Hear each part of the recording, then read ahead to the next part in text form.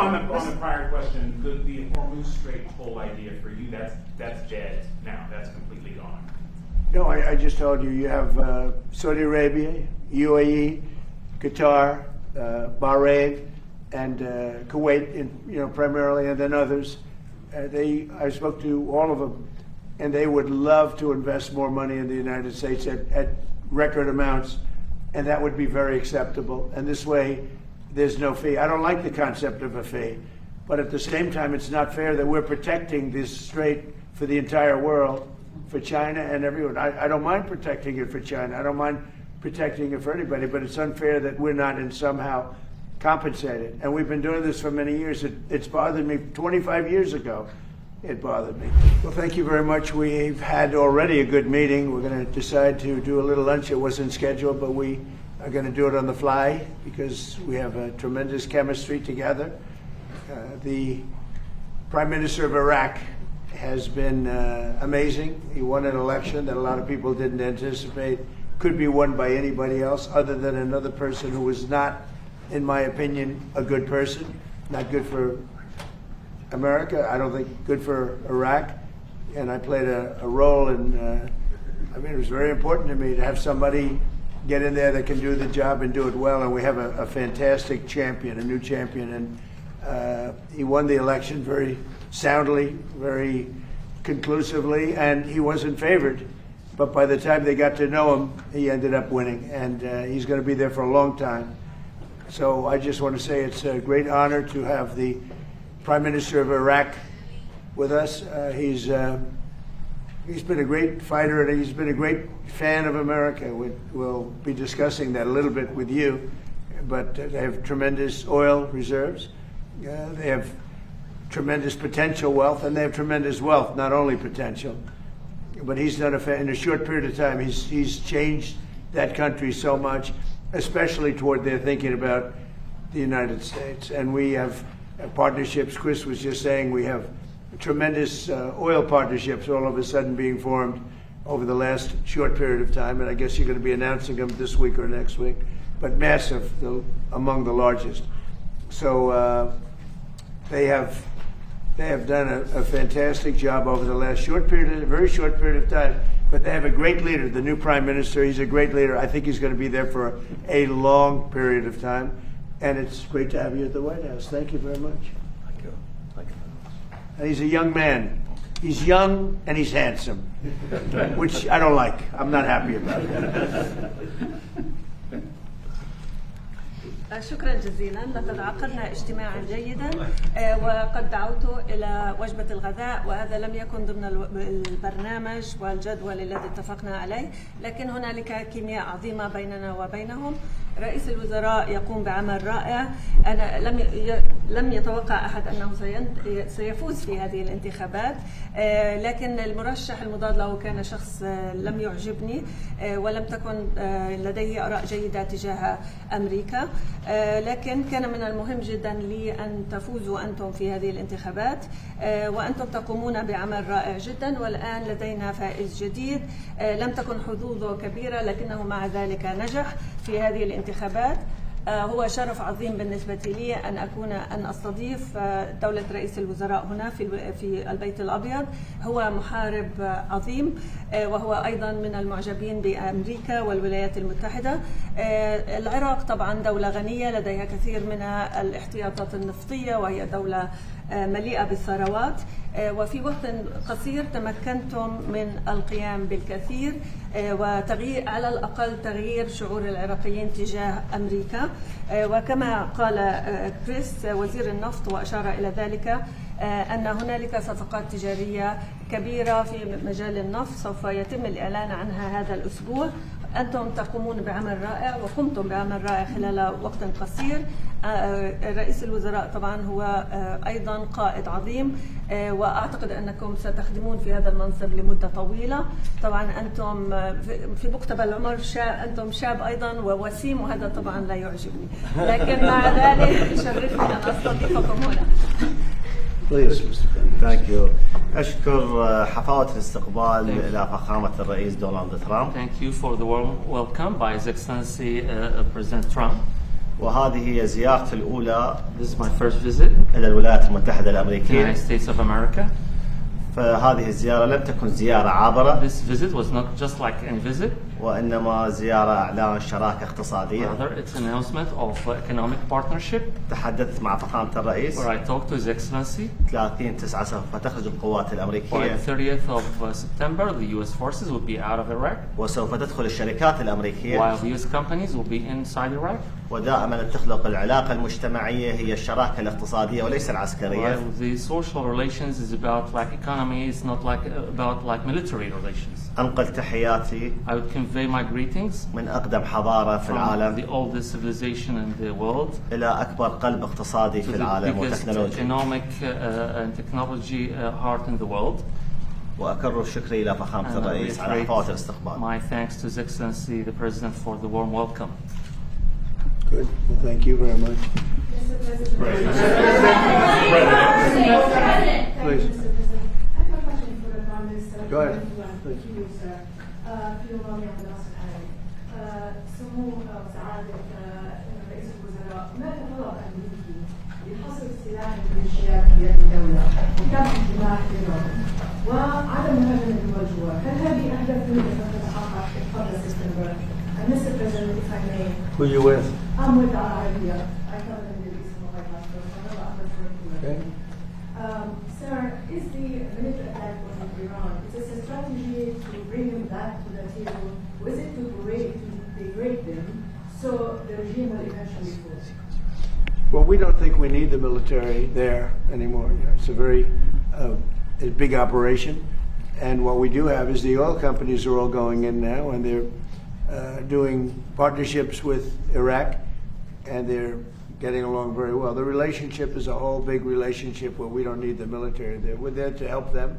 We're there to protect them if need be, but we don't think that's going to be necessary. And their primary, I consider an opponent. They might have considered a friend, but I consider that an opponent was Iran, was a big burden on Iraq because they were the bully of the Middle East, as you know. And we were just talking about that, but they're not going to have that problem anymore because Iran has been very much destabilized, and really their military power is just a tiny fraction of what it was just 4 months ago. So they're not going to have that problem. I think that it's really, in a sense, it's given them freedom to do what they have to do. And I think that's one of the reasons that our oil companies are going in there at levels that have never been seen before. So. You want to answer? شكرا جزيلا على السؤال. Thank you for your question.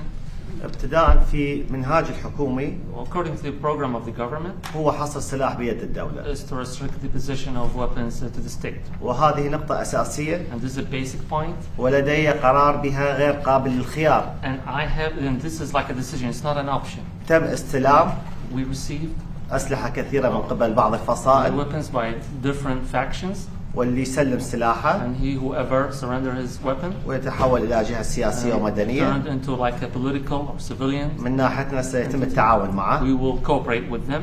بعد 30/9 After the 30th of September, لا حاجة لوجود أي there's فصائل، no any need for the presence of any faction, لكون الفصائل because factions هي حاجة وليس مهنة، is a need, it's not a profession.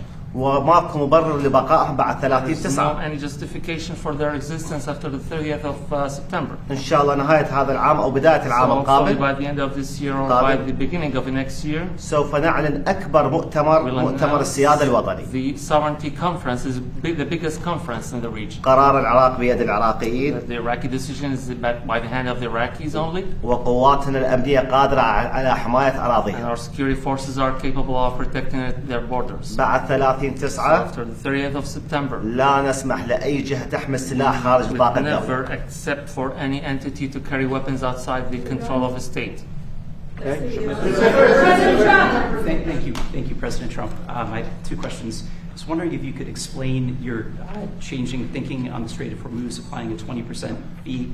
How did you get to the decision you just announced? So when I put that out yesterday, because we've been doing that for many, many years, it was never fair to me that we would be guarding the strait when we basically don't take any, we don't need the oil at all.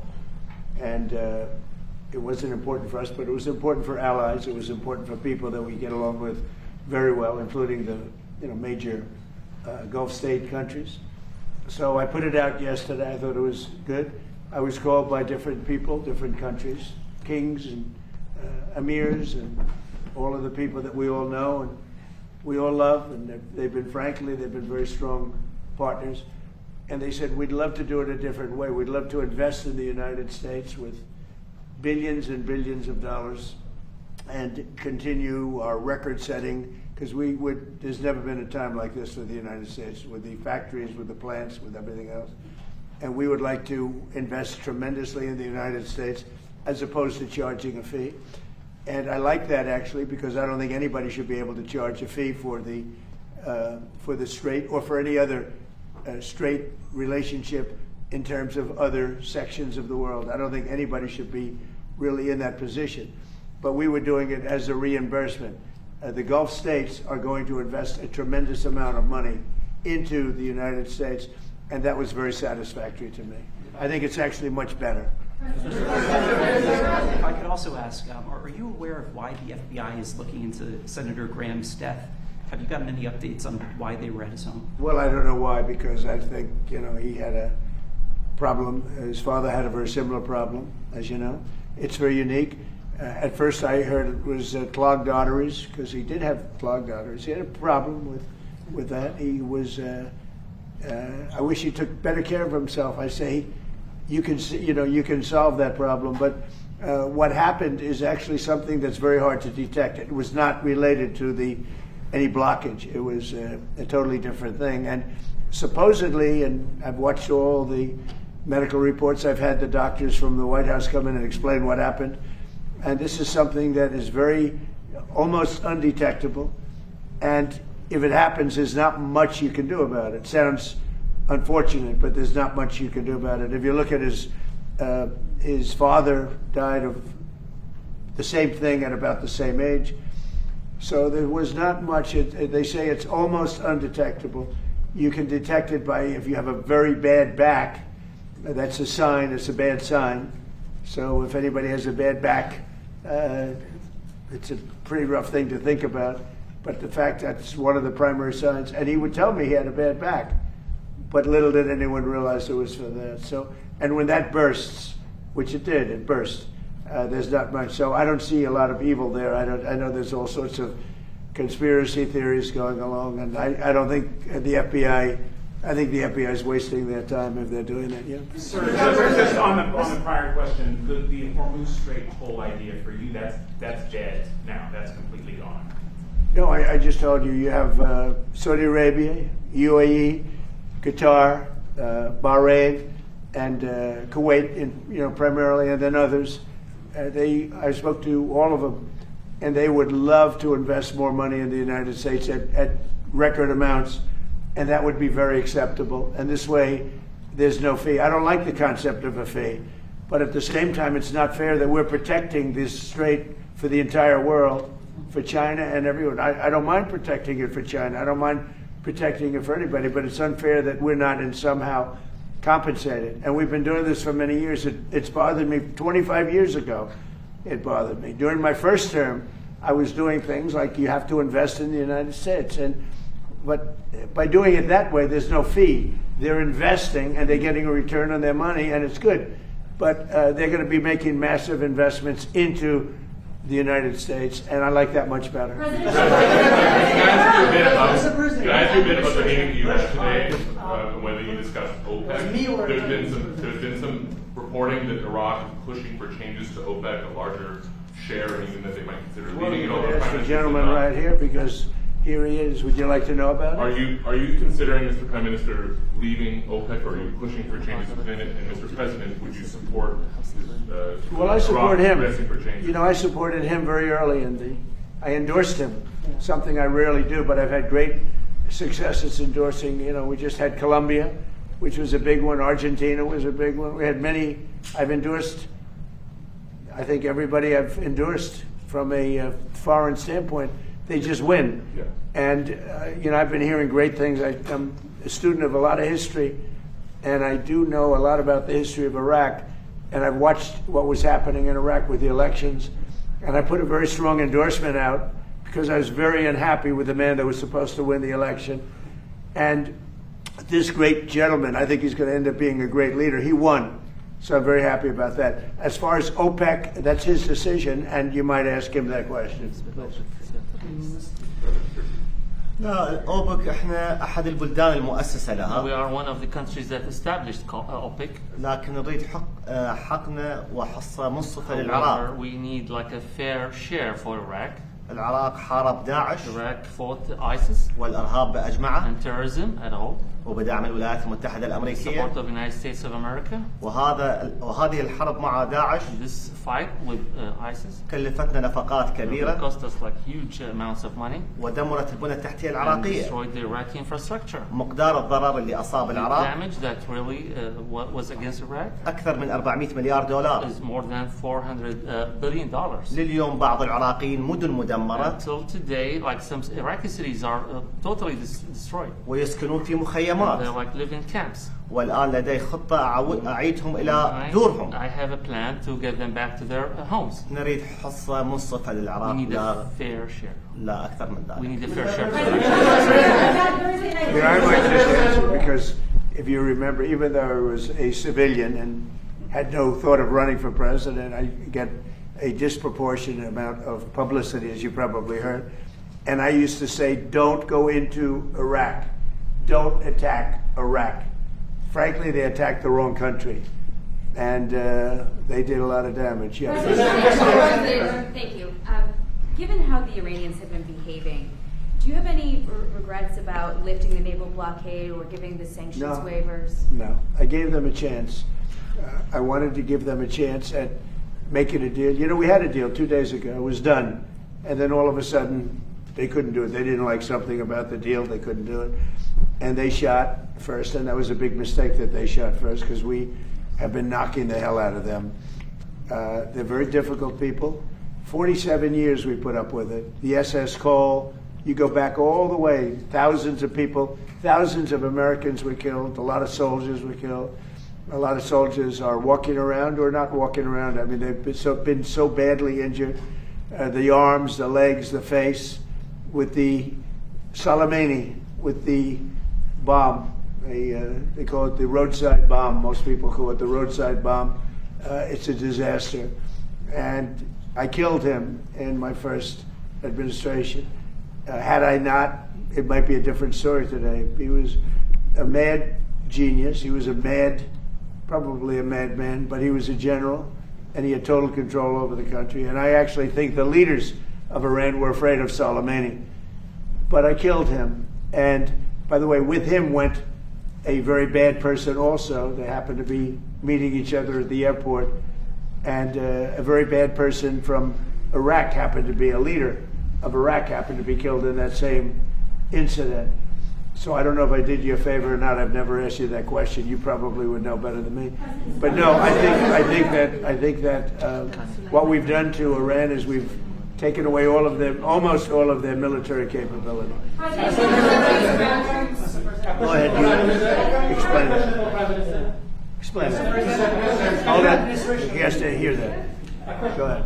هو بيسأل عن قاسم سليماني وانه كيف تم قتله على يده في الولايه الاولى له في عندما كان رئيسا للولايات المتحده.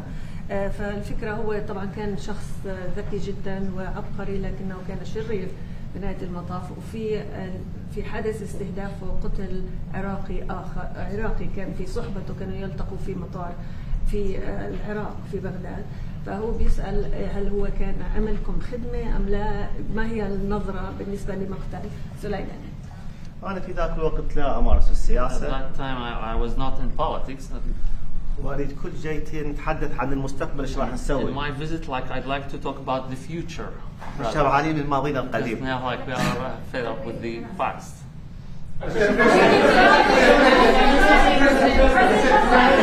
Thank you, Mr. President. Mr. Kurdistan. Mr. President, thank you for your time. Last year in May, the Prime Minister of Kurdistan region, Masroor Barzani, signed about $110 billion in energy deals with U.S. companies here in Washington, D.C. Right. Mr. President, if Baghdad and Erbil work together better, that investment could grow. What is your message and advice to the leaders in Baghdad and Erbil to work together? Why I'm asking this question? Because you are our miracle makers, Mr. President. I love this question. It's my favorite question so far, by far. Thank you very much for the question. Look, Baghdad, I think, and I and this country, we're going to make some tremendous music together. We haven't been dealing very much over the last 4 or 5 years with the previous administration. Iraq has tremendous potential because of their oil and because of other things, but because of their oil. And we're going to be doing a lot of deals. We're going to create a lot of jobs for both countries, and we're going to be taking out a lot of oil. A lot of oil is coming out, and the American companies are doing it. Mostly American companies now. They don't want to do business with others. They want to do business with America, and that's good. And that's one of the reasons that I felt so strongly that this was going to be a great prime minister, and I fought for that. Another question for Prime Minister. How would you describe your relationship with Kurdistan regional government at this time? Because Prime Minister yesterday had a statement and fully support you. كيف ترون علاقتكم مع كردستان اليوم بين السيد رئيس الوزراء؟ أنا أنظر للعراق جسد. I look at Iraq as a body. وكل رقعة جغرافية في العراق هي عضو من جسدي. Each part of Iraq is part of my own body. فما راح أميز عضو عن So آخر. I would never distinguish between any organ. ولا يمكن أن أقطع جزء من جسدي بيدي. And I cannot cut off any part of any organ from my own body. كردستان جزء مهم من العراق. Kurdistan is such an important part of Iraq. لا يختلفون عن البصرة وعن المحافظات No الأخرى. different than Basra and other provinces. But because such nice things were said about him, that means he likes the man that said those nice things. Go ahead, please. Thank you so much, Mr. President. I have a question for you and I have a question for Prime Minister. Go ahead. The first question, Mr. Prime Minister, why did you choose the United States as your first trade operator? And what steps, concrete steps, do you take when you go back to Iraq to make sure that the agreements you are reaching in Washington, D.C. implemented? أنا ورثت بلد ثقيل. I inherited such a heavy burden country. وأنا كماجستير مالية I, as I have a master's degree in finance, حللت الوضع الاقتصادي للبلد. I analyzed the economic situation of the country. هذا الثقل يراد معي شريك استراتيجي يحمله معي. With this burden, I need such a strategic partner to really lift this burden. وأهم شريك استراتيجي في The العالم most important strategic partnership in the هو الولايات world المتحدة is الأمريكية. the United States of America. فلم تكن زيارتي عابرة أو من فراغ. It wasn't just like any visit or like I came out of ولم تكن عاطفية وإنما It's not عقلية. emotional, it's about mind. Inflation slowed to 3.5%. Yeah, thank you. Will this trend hold now that strikes on Iran? I think so. I think it's going to, inflation's down. We inherited the worst inflation in the history of our country. They say 48 years. It was the worst in the history of our country from Biden, Sleepy Joe. He might have been sleepy, but boy, he could create inflation like nobody. And I inherited that, and I got blamed for it, and it's not my fault. We are putting it to sleep. And we've done a great job, Scott and Howard and Marco and even Pete, because he's watching his dollars, right? But they've done a fantastic job. We've all done a fantastic job. So we had the worst inflation in history, and the history of our country. I mean, we had months where it was 9 and 10%, and now we have a report just came out. It was just released. Thank you for bringing it up, but the report was incredible. Inflation is way down. That means prices are coming way down, and we're doing a great job. And remember that for the midterms. I say to that camera, remember that because nobody else could do it. Prices are way down. Prices are coming way down, and we're going to bring them much lower yet. Okay. Around the world and around the nation are anticipating your big announcement on Thursday night regarding election machines and integrity. Can you give us sort of a sneak peek about what to expect and tell? Well, I'd rather save it. It will concern that subject, and we'll have a couple of other things to say also. But I'd rather save it. But it's really big news. It's really, really big news. And our country has to shape up. But that's what we're going to be talking about Thursday is it doesn't get bigger, because without free and fair elections, you don't have a country. We'll be discussing other things too, but it's going to be a very big announcement. Yeah.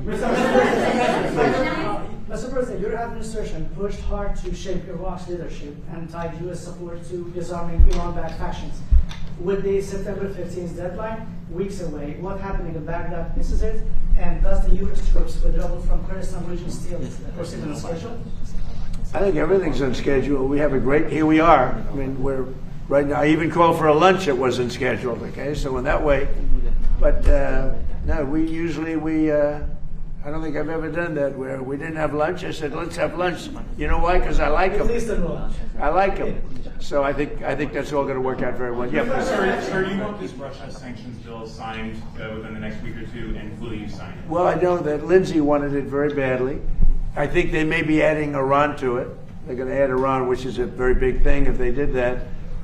They may add Hezbollah too. Just put them if you do business with Hezbollah. So we're looking at that, but they're seriously thinking, and this is in honor of Lindsay.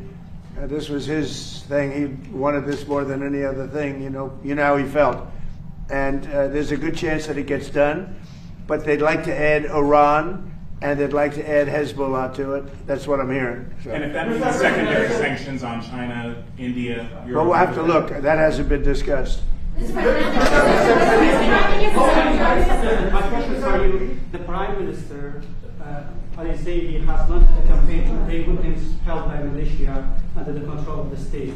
How does your administration support him to accomplish this vision? And my second question, how do you envision the future relations between Kurdistan region and Iraq? I think everything is going to work out. I think people are, the Middle East, believe it or not, is coming together. We're getting rid of the bully of the Middle East. Iran was the bully of the Middle East. They bullied Iraq. They bullied every country. There was fear all over the Middle East with other countries. I understand that, but there was fear. But there's no fear anymore because their military capability has been knocked to hell, and there's no fear. I think the Middle East is coming together like it's never come together before. You can't have a dominant factor like Iran that would kill 52,000 protesters. You know, they killed. Nobody likes talking about that. I don't like talking about it. They killed 52,000 protesters. So the bottom line, all regions, I believe, are coming together. And I think this is going to be one of the great leaders right here. It's going to be one of the great leaders in the Middle East. Go ahead, please.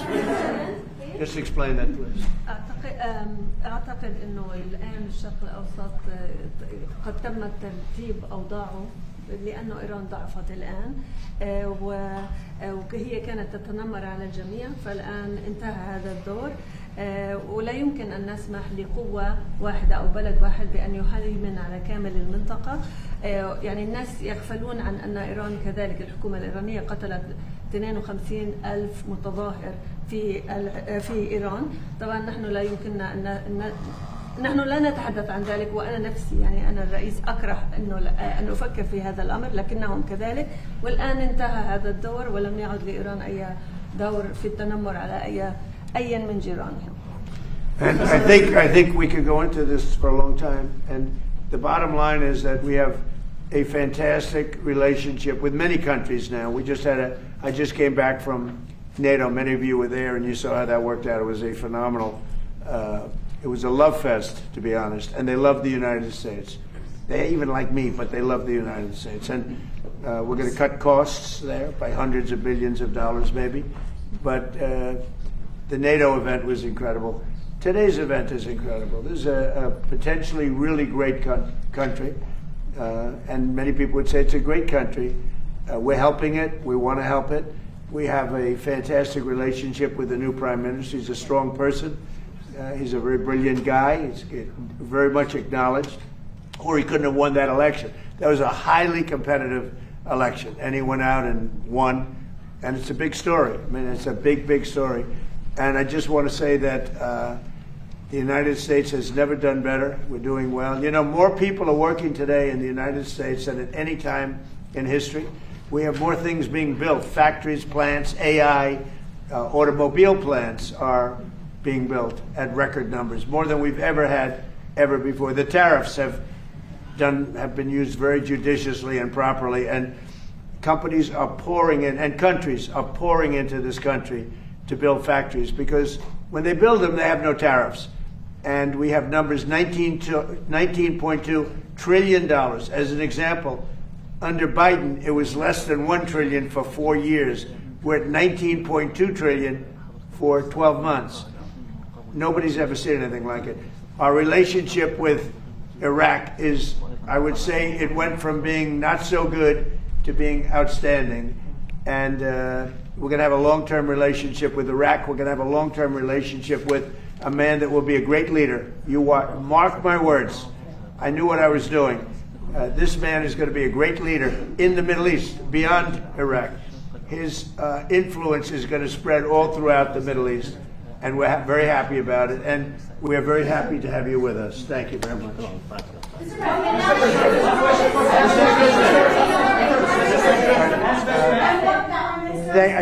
I don't think there's anything much else you can ask us.